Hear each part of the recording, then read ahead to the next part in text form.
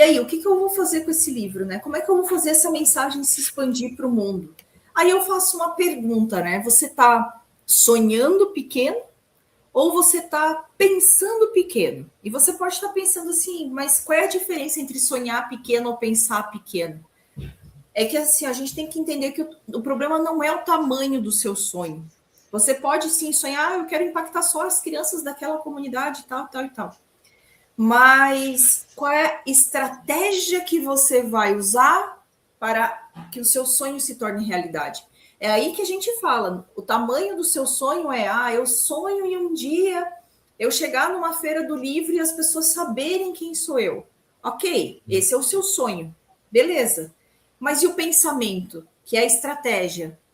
Como você vai fazer para que você chegue numa feira do livro e as pessoas olhem e digam assim, nossa, olha lá, aquele lá é escritor e tal. Qual é a estratégia? De que forma você está pensando para fazer isso, né, Jeff? Exatamente, né? E essa é uma provocação central que a gente tem feito com todos os nossos escritores, né? Dificilmente um escritor, quando entra na editora NPE, ele sai com o livro para imprimir e dali ele toca a bola para frente. Nós, da editora NPE, temos esse propósito de realmente mexer com com esse sonho do escritor que talvez é pequeno quando ele chega até nós e fazer com que ele seja grande, né? Fazer com que essa pessoa entenda que o livro, sim, é um legado que ele vai deixar para a posteridade. Fazer com que essa pessoa entenda que, sim, um livro ele vai transformar e impactar positivamente vidas. Fazer com que essa pessoa entenda que um livro, sim, ele desperta e a imaginação e a criatividade das crianças. Hoje à tarde nós estávamos numa reunião e aí a gente falou que o nosso maior propósito hoje é fazer com que as crianças, né? Eu falei agora há pouco de que nós somos um país onde 1% da população lê um livro por ano. E aí, qual que é o nosso propósito de mudança de mentalidade de expansão com os nossos escritores? Cara, se a nossa geração já não quer ler, só ler um livro por ano, então vamos fazer com que as futuras gerações mudem essa mentalidade, fazer com que elas expandam o conhecimento, fazer com que elas larguem a tela, né, do dispositivo móvel, do celular, do tablet e comecem a fazer leitura para quê? Para despertar a criatividade, a imaginação, para que elas comecem a formar um conhecimento, um caráter, para que elas possam levar esse conhecimento para a posteridade. E por que um livro? Porque nada melhor do que o livro para fazer isso. Quando nós éramos pequenos, quando nós tínhamos lá os seus 8, 9 anos, né, eu que sou da geração 40 mais, posso falar que assim, eu esperava a minha mesada, né, eu recebia dos meus pais para poder ir na banca comprar o gibi, para ler as historinhas. Tinha uma propaganda de um salgadinho que a gente escrevia, fazia uma assinatura e vinha uma mensagem, um jornalzinho dessa marca de salgadinho, e ela vinha uma vez por mês. Então, uma vez por mês, a gente ia até no correio ansioso para saber se chegava. E era um jornal, não era nem um gibi, de lá, talvez 8, 9, 10, 12 páginas, mas que fizeram que a gente hoje talvez estivesse aqui conversando com você, fizeram com que a gente montasse e descobrisse o propósito lá atrás, sem que soubesse, estaríamos aqui hoje transformando vidas, né? Então, pense que essa mudança de mentalidade de você, escritor da sua própria história, precisa entender que o seu livro é muito mais. Você precisa enxergar o seu livro claro, com o tamanho do seu sonho, mas entender que ele é muito mais do que apenas um livro físico onde as pessoas vão folhear. O seu livro é algo que vai perpetuar. Imagine, né? A Gisele já falou que daqui 100 anos, quando alguém pegar o seu livro e é você mesmo contando a história e ninguém mais contando essa história. Então, entenda que você precisa, sim, começar pequeno, pode sonhar pequeno, mas entender que sonhar pequeno e sonhar grande dá o mesmo trabalho. Então, essa provocação central, é isso que você tem que ter uma mentalidade de expansão, de entender que o seu livro, sim, pode ser um produto árvore carteiras, mas também pode ser um livro que vai impactar centenas e milhares de pessoas, né, Gisele? Exatamente, né? Você entender que o seu livro ele não é o fim não é o fim da linha. Não é, eu publiquei, agora está tudo bem. Né? Ele é um centro de todo um ecossistema profissional. Aí você pode pensar o quê?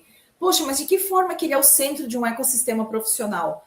Ele vai abrir as portas para que você se torne um palestrante, ele vai abrir as portas para que você seja reconhecido por escolas, para você ser convidado a palestrar, para você ser convidado a fazer uma roda de conversa sobre aquele assunto. Ele vai te abrir portas para que você possa ser contratado para fazer consultoria para empresas. Né? Nós estamos com um livro que vai ser publicado, que a publicação ele já está em fase de impressão, ele já está quase pronto, que ele é de um consultor de vendas, né? Ele é de um consultor de áreas comerciais de empresa, e o livro vai ajudar ele a conseguir atingir e alcançar outras empresas, para ele poder continuar ofertando de forma com mais autoridade ainda, o conhecimento e o trabalho que ele já faz. Então, quando a gente fala do livro ser um centro de um novo ecossistema profissional, é justamente isso. A gente vem falando muito dessa questão. O livro, ele alavanca a sua autoridade. Ele alavanca a sua autoridade profissional, ele alavanca a sua autoridade de conhecimento, ele faz com que você seja mais conhecido. É muito diferente você chegar e dizer assim, é um palestrante. É completamente diferente de você escutar assim, esse palestrante, ele é o escritor do livro tal. A pessoa pode nunca ter ouvido falar do seu livro, mas, ele é escritor de um livro. Então, isso traz um peso e ele começa a se tornar um centro de formas como você se apresenta. Você se apresenta como, eu sou empresário e escritor. Ou, eu sou escritor e empresário, dependendo do local onde você está indo. Se o local onde você vai, você ser empresário, é mais importante do que você ser escritor, você vai dar mais ênfase ao fato de você ser empresário, ao fato de você ser um médico, ao fato de você ser um pedreiro que seja. Porque hoje em dia, gente, vamos combinar, né? Ganha muito bem e os bons são muito difíceis de encontrar. Então, se você chegar e dizer assim, eu sou pedreiro, já é uma autoridade. E se você disser assim, eu sou pedreiro e eu escrevi um livro sobre como preparar a massa para fazer a fundação. Opa! Entende a diferença? Se o cara escreveu um livro sobre como fazer uma massa para fazer uma fundação, se eu contratar ele, eu tenho certeza que a minha fundação da minha casa vai estar ótima. Porque o cara é especialista, ele escreveu um livro sobre esse assunto, além de fazer tudo o que ele faz. Então, vocês entendem aonde o livro pode, onde você escreveu o seu livro, principalmente se ele tiver algum tipo de afinidade com a sua atividade profissional, até onde ele pode te levar, né? O que mais ele pode abrir de você chegar e dizer assim, eu escrevi um livro sobre vendas. Você escreveu um livro sobre vendas, você é vendedor? Eu sou vendedor.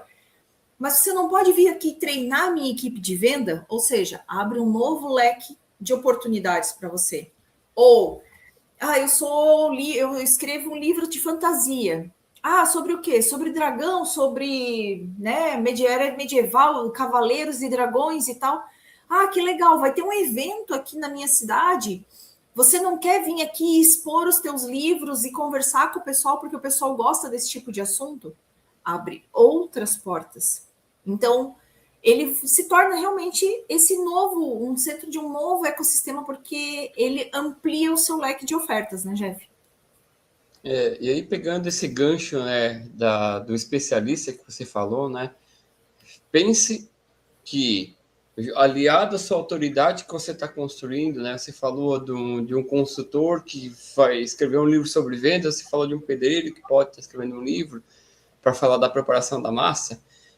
Imagine você que, para você despertar a curiosidade do seu leitor, o livro precisa ter o quê?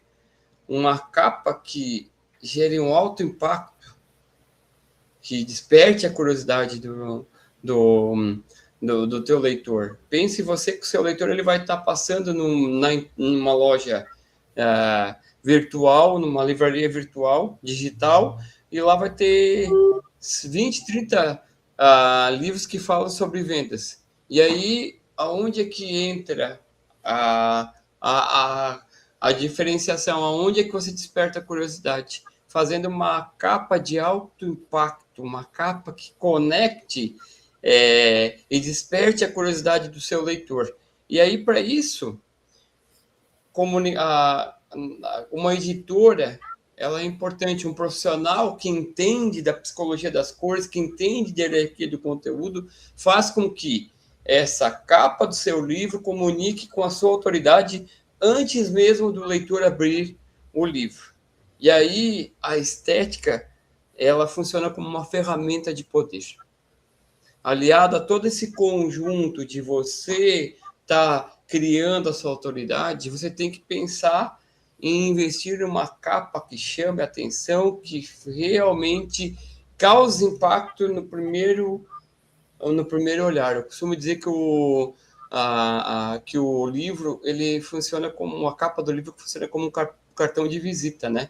Ele tem que causar a primeira boa impressão. Se o leitor bateu e tem uma cor que chama atenção, tem um título que chama atenção, tem um subtítulo, algo que chama atenção, você já conquistou ele, né, na primeira boa impressão que foi.